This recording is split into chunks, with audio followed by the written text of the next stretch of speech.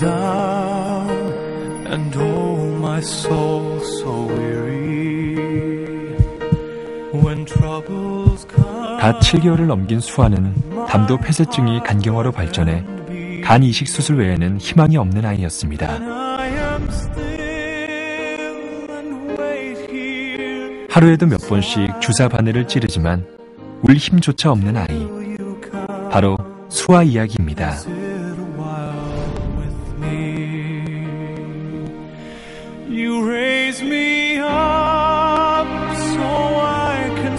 그런 수아가 생면부지 타인으로부터 간을 이식받았습니다.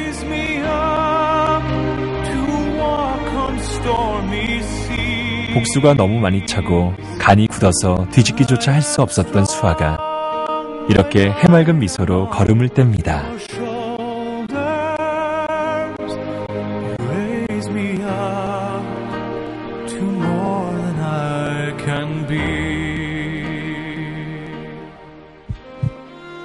다섯 살 때 왼쪽 눈을 다쳐 실명한 이후 세상에 대한 꿈을 접었던 이슬. 세상과 벽을 쌓고 혼자만의 세상에서 외롭게 살았습니다. 그런 이슬이가 생면부지 타인으로부터 각막을 이식받았습니다. 더 열심히 공부해서 작가의 꿈을 꼭 이루고 싶다는 이슬이. 그녀는 세상을 향해 다시 손을 내밀 수 있게 됐습니다.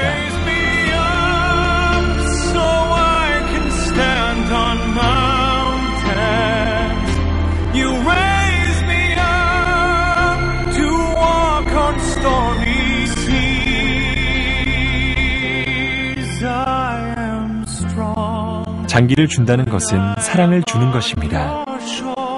우리가 환우들에게 전해주는 것은 단지 장기뿐만 아니라 복음을 전해주는 일입니다. 구원의 손길을 내미는 일, 교회가 앞장서야 하지 않겠습니까?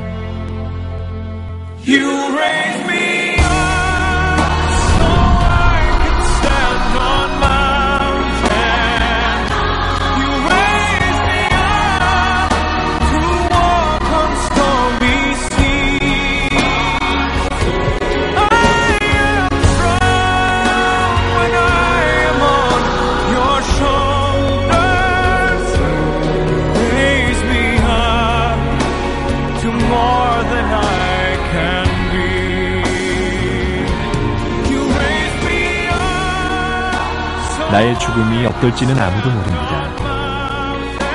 하지만 내 삶의 끝에서 또 하나의 생명을 살릴 수 있다면 그것은 천국으로 떠나기 전 내가 할 수 있는 마지막 사랑이 될 것입니다.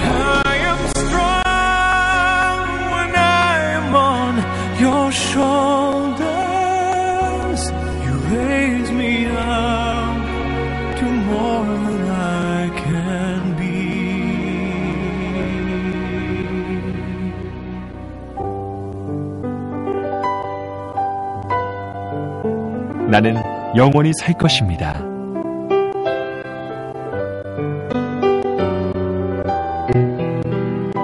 언젠가는 나의 주치의가 나의 뇌 기능이 정지했다고 단정할 때가 올 것입니다. 그때 나의 침상을 죽은 자의 것으로 만들지 말고 산 자의 것으로 만들어 주십시오.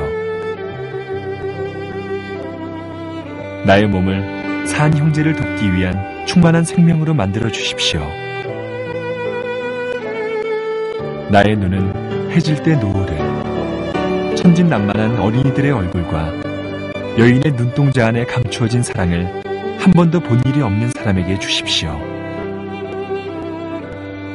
나의 신장은 한 주일 혈액투석기에 매달려 삶을 영위하는 형제에게 주시고,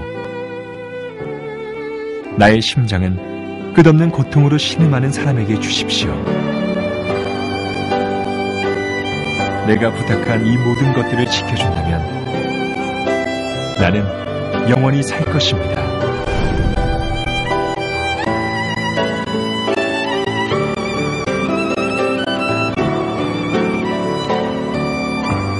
한 사람의 장기 기증으로 최대 9명의 생명을 살릴 수 있는 장기 기증. 여러분이 희망입니다.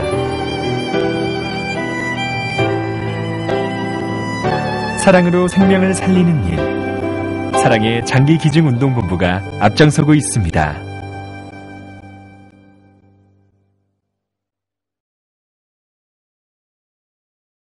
저는 병원에서 환자들에게 전도하는 일을 했었습니다. 하루는 전이 늦게 퇴근하려고 그러는데 경찰이 어려운 환자를 싣고 응급실에 들어오는 모습을 보고 좀 그날따라 좀 구경을 했습니다. 응급실 문가에서 한참 구경을 했는데요. 진찰을 다 끝낸 당직 의사가 문가에 있는 저를 보더니 그냥 깜짝 반가우면서 목사님 우리 사람 하나 살립시다. 맹장이 터져 복막염인데 그래서 길을 나와 헤매고 있는 이 젊은이를 데려왔는데 가족도 보호자도 아무도 없는 것 같은데 오늘 밤 수술해야 살 수 있을 것 같은데 수술하려면 피가 필요한데 수술은 내가 어떻게 좀 주선할 수 있는데 피를 목사님이 좀 책임져 주시면 좋겠습니다. 그러는 거예요. 지금은 안 그렇습니다. 지금은 입원하고 수혈하고 본인 부담 20%만 내지만 그때는 피가 필요하다면 반드시 현금을 주고 피를 사와야만 수술하는 그런 때였거든요. 이렇게 만져보니까 가진 게 없더라고요. 망설이고 있으니까 목사님 혈액형이 뭐예요? 헌납비형인데 그랬더니 잘 됐습니다. 한 병 뽑아주셔도 안 죽을 겁니다. 어떻게 하면 좋아요? 막 가슴이 울렁울렁 떨리기를 시작하더라고요. 하나님 피할 길을 인도해 주세요. 주님 극복할 지혜를 주세요. 막 기도하고 있는데 문득 선한 사마리 사람 비유가 생각이 났어요. 여러분 너무나 잘 아는 얘기잖아요. 어린아이 이렇게 가르쳤고 사마리 사람이 되자 그러고 아멘 그러고 30절 말씀을 보니까 옷을 벗기고 때려 거의 죽게 된 것을 버리고 갔더라. 막 죽을 정도로 얻어맞았다고 하는 걸 보면 많은 상처를 입고 피를 많이 흘렸겠다. 막 지금과 같으면 자기가 가지고 있는 구급약으로 응급처치를 하고 자기 자동차에 싣고 가까운 아주대 병원에 입원을 시키고 치료를 해줬다는 그런 얘기잖아요. 잘 치료해 주세요. 여행 끝나고 돌아올 때 치료비가 더 들면 갚을게요. 그리고 길을 떠났다. 참 좋은 일을 했다. 아니 30절 말씀해 보니까 옷을 벗기고 때려 거의 죽게 됐다고 하는 걸 보면 많은 피를 흘렸겠다. 의사가 사마리 사람한테 헌혈하라 그러면 어떻게 했을까? 헌혈을 했겠네. 그런 생각이 문득 들어서 시제말로 죽지 않으면 까무러치기로 처음 헌혈을 했었습니다. 한 보름 후에 이 22살 먹은 젊은이가 건강이 회복이 되어서 태어나는 모습을 보게 되었는데 얼마나 감격스러웠는지 모릅니다. 막 두려운 마음으로 떨리는 마음으로 피를 좀 줬는데 한 생명을 살리다니 몇 날 며칠을 기도원에 들어갔습니다. 하나님 왜 저에게만 이런 기쁨을 주십니까? 이 기쁨을 어떻게 온 국민과 함께 공유할 수가 없을까요? 하나님 기도하는 중에 네가 헌혈운동하면 될 거 아니야. 이런 주님의 음성을 듣고 의과대학에서 피에 대한 리서치를 좀 해가지고 우리나라에서 처음으로 헌혈운동을 시작하게 됩니다. 사람 누구는 다 피를 가지고 있기 때문에 피를 달라 그러면 난 나이가 많아서 피가 없어 그러실 거예요? 다 피를 줍대. 다 줄 줄 알았습니다. 저는 헌혈운동을 시작을 하면서요. 그 다정했던 옛날 초등학교, 고등학교, 대학교 친구들을 다 잃어버렸습니다. 만날 때마다 야 우리 오래간만이다 얼마 만이냐 피 한 병을 뽑자. 막 드라큘라를 만나는 것 같대요. 아니 좋은 일 가지고 만나지도 안 만나줘요. 지금까지 안 만나주는 친구가 많아요. 지금은 헌혈하라고 안 그래? 신장 하나 내놔. 간 좀 띄워줘. 아니 젊은 목사들이 제 전화를 잘 안 받아요. 견딜 수가 없었습니다. 1970년에 하나님께서 저에게 첫 딸을 주셨어요. 아기를 낳았다 그래서 병원에 갔는데 30분 전에 낳았다고. 그럼 막 태어난 어린 생리명을 보는 순간 저놈한테서 피 한 병 뽑을 수가 없을까? 이 생각이 문득 드는 거예요. 너만은 아빠의 뜻을 따라주겠지. 너만은 아빠를 이해해주겠지. 아가야 한 병을 뽑자. 근데 지금은 안 돼. 만 16세 헌혈할 수 있으니까 그때 가서 한 병을 뽑기로 약속을 하자. 아가야. 이름이 박뽑기다. 이름을 박뽑기라고 지었습니다. 1년 후에 아들을 지었습니다. 뭐라고 이름을 지었을까요? 박헌일이라고 그렇게 이름을 지었습니다. 그때 같으면 여기 성가대원 18사람 피가 18병 있는데 막 그렇게 생각이 되었을 겁니다. 사람이 피 한 병으로 보였어요. 그런 신념을 가지고 하나님께 매달렸습니다.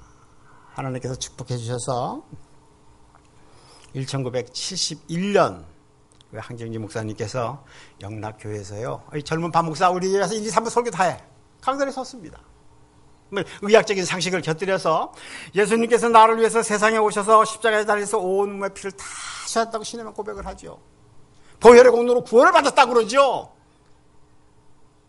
예수님께서 헌한 것 발끝에서 한 방울 두 방울 받았으면 12병쯤 될 텐데 오늘 여러분이 예배가 끝나고 헌혈을 안 하고 집에 간다고 그러면 다음 주일에 무슨 패장으로 교회로 올 겁니까? 안 그렇습니까? 말로만 예수님을 받는다고 그럴 겁니까? 오늘 안수 집사 후보제도 다 그런 고백했잖아요. 네? 제가 30분만 울면서 설교하면요 헌혈을 다 한다고 그러더라고요. 어떤 60세 된 권사님은 나 12병 다 뽑아주세요. 그리고 하늘나라에 갈래요. 그런 분도 있더라고요. 우리나라의 헌혈운동은 교회가 앞장을 서서 사회운동이 됐습니다. 이제 적십자사가 그런 일을 많이 하고 있죠. 작년 한 해는 265만 명이 헌혈을 했습니다. 누가복음에 있는 말씀이죠. 주라 그리하면 너에게 줄 것이니 곧 후이되어 누르고 흔들어 넘치도록 하여 너희에게 안겨주리니 너희의 그 헤아리는 헤아림으로 너희도 곧 헤아림을 받을 것이라고. 우리 그리스도인의 삶은 줄 수 있음에 감사하고 나눔의 삶에서 행복을 찾아야 된다고 믿습니다. 우리는 복음을 나누어 가져야 하기 때문에 전도해야 하고 말과 행동을 통해서 소망을 이웃에게 심어줘야 된다고 믿습니다. 고통받는 이웃을 그리스도의 사랑으로 찾아가서 몸으로, 물질로, 마음으로, 사랑으로 나누어 가져야 된다고 생각을 합니다. 오늘은 몸으로 사랑을 전하는 장기기증 예배를 드리고 있는 거죠. 피도 장기 하나예요. 살아있는 생명체이기 때문에 인공적으로 만들 수가 없기 때문에 건강한 사람이 줘야 하는 거잖아요. 다 알고 있는 거잖아요. 이제 요즘 젊은이 10사람 가운데 8사람은 헌혈을 했어요. 그렇잖아요. 골수도 기증하자. 이제 보편화되어 가고 있습니다. 2개 중에 하나의 신장을 기증할 수도 있다. 간의 일부를 떼어줄 수도 있다. 췌장의 일부를 떼어줄 수도 있다. 이렇게 살아서는 5가지 장기를 우리가 줄 수 있는 겁니다. 우리 신장이라는 거는 여러분 잘 아시죠? 콩팥. 우리 주먹만한 거 2개가 옆구리 뒤쪽에 있어서 피를 깨끗하게 하는 몸속에 불순물을 걸러내는 일을 하지요. 근데 당뇨, 혈압 등등의 이유로 신장이 망가지면 어떻게 해요? 살 수가 없어요. 하늘나라 빨리 가야죠. 요즘 신장이 망가지면 굵은 호수를 2개를 연결을 해서 한쪽으로 피를 뽑아내는 거예요. 이렇게 화면에서 잠깐 보셨듯이. 그래서 기계로 피를 깨끗게 해서 몸속에 다시 집어넣는, 이틀에 한 번 병원에 가서 5시간씩 그런 피를 걸르는 일을 우리가 혈액투석이라고 합니다. 사는 날까지 그렇게 해야 됩니다. 여러 가지 합병증을 가져와서 오래 살 수가 없습니다. 성생활이 정지가 됩니다. 물을 마음대로 먹을 수가 없습니다. 소변이 나오질 않습니다. 이런 분들이 우리나라에 한 4만 3천 명쯤 있습니다. 어떻게 하면 좋아요?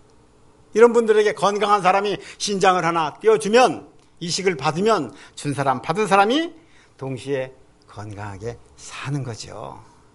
겁나지 않으세요? 신장 하나 달라고 그러니까. 심각해지네요. 2개 중에 하나를 주어도 건강에 지장이 없다. 남을 주기에는 매우 어렵다.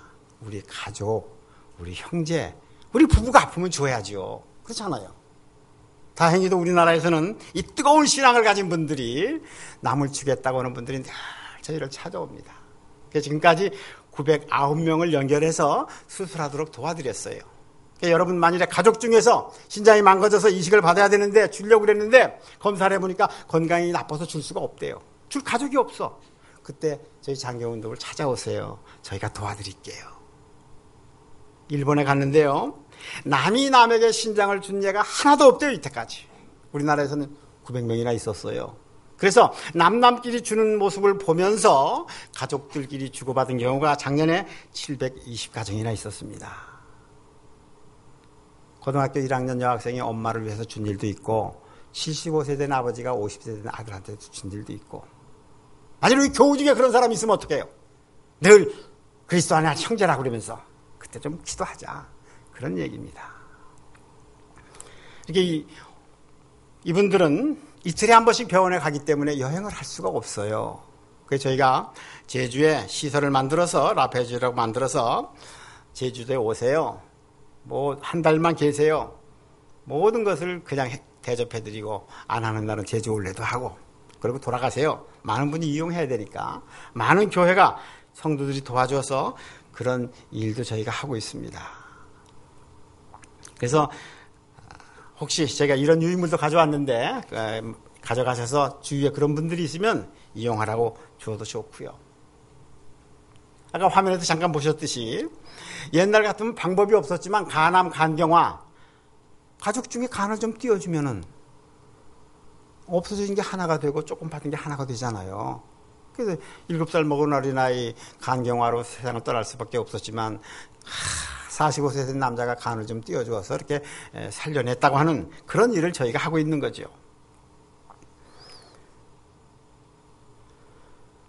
청송감호사라고 아시죠? 아주 잘못을 많이 한 사람 거기 들어가면 오래오래 있다 나와야 됩니다. 아주 못된 짓을 한 사람들 거기서 나온 사람 몇 사람이 신장을 기증하겠다고 찾아왔어요. 어떻게 하면 좋아요? 믿을 수가 있어야지. 한 1년 동안 상담을 하다가 기증하도록 도와드렸는데 한 일주일 전에 저를 찾아왔습니다. 15년 전에 기증을 했는데요. 자기가 거듭나는 의미에서 새로운 삶을 살려고 신장을 기증했는데 그때 가졌던 그 기쁨, 그 마음 때문에 15년 동안 한 번도 파출소에 불려간 일이 없고 교통을 위반한 일이 없고 잘 살았다고 건전하게 살고 있다고 자기를 그렇게 잘 살도록 그런 기회를 줘서 고맙다고 30만 원을 가져왔어요. 헌금하겠다고. 기증한 다음에 마음이 그렇게 변할 수 있다. 그런 얘기입니다. 어느 교회는 담임 목사님이요. 교우 가운데 그런 환자가 있으니까 맨날 얼굴이 시커매지고 자꾸 아파지고 자꾸 죽는 날이 가까워질 것 같으니까 교인들을 위해서 신장을 띄워준 목사도 여러 사람이 있습니다. 여러분 앞으로 얼마 더 사실 거예요. 뭐 4, 50년 더 사실 분도 계시고 7, 80년 더 사실 분도 계시는데 여러분 참 아름다운 대한민국에서 행복하게 잘 살다가 주님의 아름다운 덕으로 마음껏 쓰임받다가 하늘나라에 가게 될 때 줄 수 있는 장기는 아무것도 없습니다. 없어요.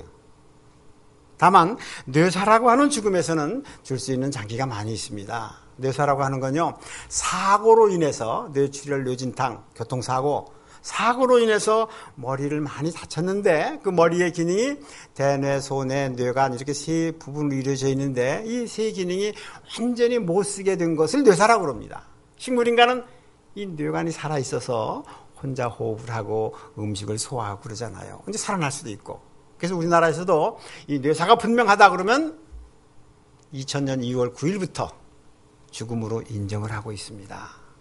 그냥 65세 미만의 건강한 사람이 불행하게 사고로 인해서 뇌사가 됐다 그러면 그때 장기를 좀 기증한다고 그러자. 그러면 뇌사가 분명하다 그러면 아무리 치료를 해도 15일을 넘기지를 못합니다. 그 사이에 기증한다 그러면 그 시간을 좀 연장해 시켜놓고 신장이 2개잖아요. 폐가 2개잖아요. 간, 심장, 췌장 이렇게 7가지 장기를 줄 수가 있습니다. 우리 3년 전인가요? 우리 유명한 최효삼이라고 하는 권투 선수가 있었어요. 방어전 챔피언 방어전을 했어요. 그 12라운드까지 싸워서 이겼어요. 방어는 했는데 마지막 12라운드 3초 전에 맞아서 쓰러졌습니다. 일어나지를 못했습니다. 병원에 실려갔습니다. 깨어나지를 못했습니다. 뇌사라고 판정이 됐습니다. 그 홀로 사시는 60세 된 권사님 어머니가 그 아픔, 슬픔을 딛고 우리 아들을 장기를 기증하겠습니다. 그래서 기증을 7사람에게 했습니다. 그래서 국가에서는 그 체육을 통해서 또 장기를 주고 공헌을 했다고 그래서 체육인에게 주는 무궁화장을 준 일이 있었고 우리는 그 최삼을 기념해서 백범 기념관 정원에 기념 식수를 해준 일이 있었습니다. 그리고 기일에 가서 늘 같이 예배도 드리고요. 어머님이 기증할 때는 굉장히 괴롭고 마음이 아팠는데 기증하고 나니까 많은 사람이 살렸다고 그러니까 참 잘했다. 우리 아들이 어딘가 살아있는 것 같고 굉장히 기분이 좋다고 그래요. 그 예수님께서 세상에 오셔서 우리를 위해서 생명을 주셨기 때문에 온 인류의 기쁨과 우리의 희망이 되었듯이 그런 어려운 부정적인 상황에서 긍정적인 생활을 함으로써 생각을 함으로 해서 잃었던 형제를 잃었던 가족을 되찾을 수 있는 축복된 죽음이라고 우리는 그렇게 표현을 합니다. 그러니까 화면의 마지막 얘기죠. 뇌사의 경우입니다. 우리나라에서는 지난해 3,000명 정도가 뇌사로 세상을 떠날 것이다 라고 추측을 하는데 그중에 256명이 기증을 했습니다.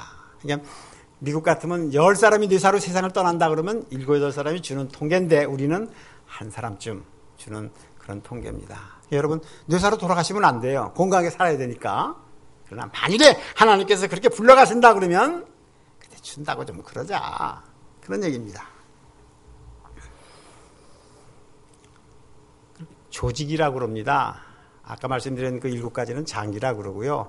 뼈, 피부 이런 걸 조직이라고 그러는데 우리 한국 사람들은 눈동자가 검잖아요. 검은 눈동자 앞에 투명한 막이 쓰여 있는데 그걸 각막이라고 그랬잖아요. 그 각막을 조직이라고 그럽니다. 근데 태어날 때는 다 이렇게 아름다운 세상, 아름다운 성전에 와서 성경 보고 예배드리고 그러고 살다가 반드시 후천적으로 질병으로 인해서 각막에 손상을 입어서 못 보게 되는 경우가 생깁니다. 어떻게 하면 좋아요? 날 때부터 안 보이는 사람, 흰지팡이를 짚고 다니는 사람, 그런 사람은 아니고. 우리나라에서는 각막에 이상이 생겨서 못 보는 사람들을 한 10,000명 정도로 추산을 하고 한 2,000명 정도가 국가기관에 등록을 하고 이식 받기를 기다립니다. 의학이 발달을 했어요. 돌아가신 분 각막을 살짝 띄어서 붙여주면 보게 되는 거예요. 그런 의술이 발달되어 있는 거예요.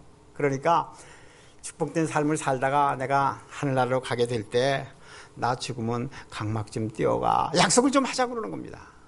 그 뛸 때 아파요? 아프면 살아나는 거죠.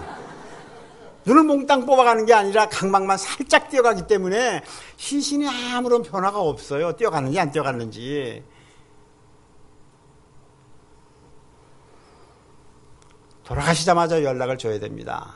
6시간 이내에 띄어야 되니까요. 우리 돌아가시면 우리 더운 몸이 점점 식잖아요. 상하잖아요. 그렇기 때문에 6시간 이내에 돌아가시자마자 연락을 줘야 됩니다. 나는 시력이 시원찮은데 그런 눈빛이네요. 시력하고는 관계가 없습니다. 나처럼 나이 많은 사람도 괜찮아? 생후 6개월 이후 98세 미만이면 누구나 다 할 수 있습니다. 다만 전염성이 있는 병으로 돌아가신 분은 안 되고요. 이게 해당되는 분은 안 계신 것 같으네. 각막을 준다고 그러는 건 각막만 주는 게 아니잖아요. 사랑을 주는 거잖아요. 빚을 주는 거잖아요. 그리스도를 전수해 주는 거잖아요. 받은 사람 빚도 받고 사랑도 받고 그리스도도 전수받아서 그래서 주고받은 사람이 동시에 구원의 역사에 동참한다고 믿습니다. 지난해 우리나라에서 돌아가시면서 각막을 주신 분들은 206명이 있었습니다. 통계청 발표에 의하면 지난해 돌아가신 분은 24만 5천 명이었습니다. 각막이 몇 개예요? 이 49만 개가 어디로 갔습니까? 어디로 갔어요? 3분의 2는 화장터에 갔죠. 지금도 화장터에서 태우고 있을 거라고요. 나머지는 땅속에 묻습니다. 그러고 안 주는 거예요. 그래서 어떻게 해요? 그래서 각막 하나에 미국에서 350만 원씩 수입을 해서 쓰고 있어요. 마닐라에서 수입해오는 건 2,000불이고. 저 제 얘기가 아니라 여러분 종합병원 안과에 가서 물어보라고요. 우리는 그렇게 많은 것을 버리면서 수입해온다. 견딜 수가 없어 저는. 그리고 난 각막 그래도 못 준다. 그럴 거냐고요. 여러분 세상 떠날 때 다이아 반지 가지고 가요? 안 가지고 가죠. 여러분 그 수의를 입힐 때 보니까 주머니가 없더라고. 수의에는 가져갈 게 아무것도 없다 그런 거잖아요. 각막은 주고 가는 것이 우리 그리스도인의 필수 과목이라고 생각을 합니다. 우리는 각막을 기증하겠습니다 라고 등록하는 게 있어요. 그리고 가족의 동의를 받아야 되고 그래요. 근데 불란서에서는 각막을 기증하지 않겠다고 등록하는 제도가 있습니다. 그래서 않겠다고 한 사람은 다 하는 거다. 돌아가시는데 보니까 안 하겠다고 하는 표시가 없으면 각막 그냥 다 띄워라. 그렇게 돼 있어요. 시신에 아무런 변화가 없으니까. 불란서 형법에 보니까요. 위급함에 처해 있는 사람을 구해줘도 제3자나 자기한테 아무런 해가 없는데 구해주지 않았다 그러면 360프랑 벌금을 물거나 2개월 동안 구치소에 가. 그런 법이 있어요. 사마리아인 규정이라고 그러는데요. 그러니까 인간으로서 사람으로서 도덕적으로 반드시 해야 할 일인데 안 했기 때문에 넌 혼 좀 나 그런 거잖아요. 우리나라도 뭐 그런 법을 만들겠다고 어느 분이 좀 제안을 했더라고요. 더구나 나를 위해서 온몸을 주셨다고 신앙을 고백하는 우리가 그렇잖아요. 우리 성탄 예식을 할 때 듣는 말씀이죠.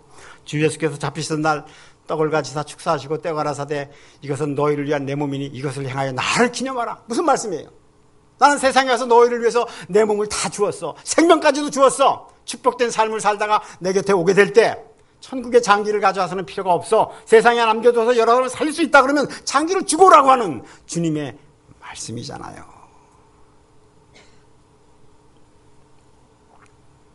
되게 교회 오면요 성가대원들은 다 참여해 주더라고요. 오늘 아까 처음 나오신 분 처음 나온 기념으로 각막기증을 안수 집사님 소개받으신 분들 남자 15분 여자 24분 기념으로 각막기증을 다 해주시리라고 그렇게 믿습니다. 내가 몸의 일부를 들여서 한 생명을 살린다고 하는 것을 저희는 기적이라고 생각을 했는데 오늘 정말 여러분 교회에 와서 제가 20년 동안 일을 하면서 오늘 정말 아름다운 기적이 있었습니다.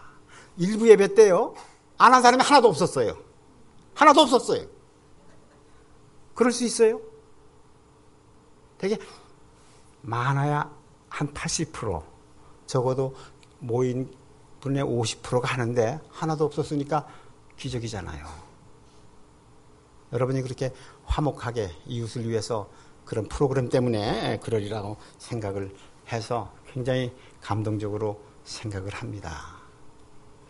목사님, 저는 그런 생각을 늘 해봐요. 우리 한국교회가 세례를 베풀 때 각막기증 등록해 세례 준다? 아, 그럴 수 있었으면 앞으로 우리 예일교회 나오려면 적어도 각막기증 등록은 해야 돼. 그래야 자격이 있어. 그럼 나오는 사람 다 할 거잖아요. 우리 기독교인이 1000만이라고 그러죠. 이제까지 우리 60만 명 등록 받았습니다. 그 중에 50만 명이 우리 그리스도인들이고 미국 사람들은 전 국민의 35%가 등록을 했다고 그래요. 우리보다 잘 못 사는 스리랑카, 거기 불교 국가예요. 국민의 80%가 불교 신자라고 하는데 50%가 등록을 했대요. 그렇게 많이 했냐고 그러니까 죽은 다음에 각막을 기증해야 극락세계를 간다. 기증 안 하면 극락세계를 못 가. 아, 이렇게 정부가 선전을 하니까 극락세계를 가려고 다 했다고 그래요.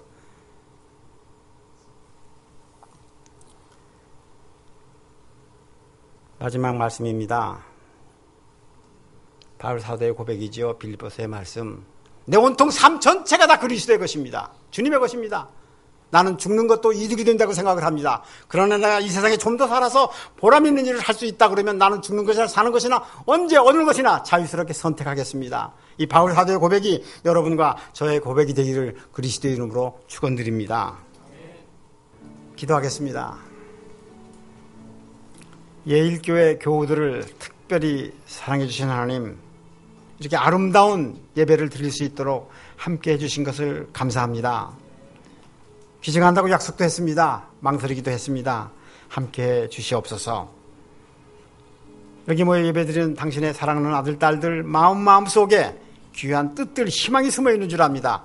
열매로 맺혀질 수 있도록 계속 축복해 주시옵소서. 예수님 이름 받들어 기도하옵나이다. 아멘.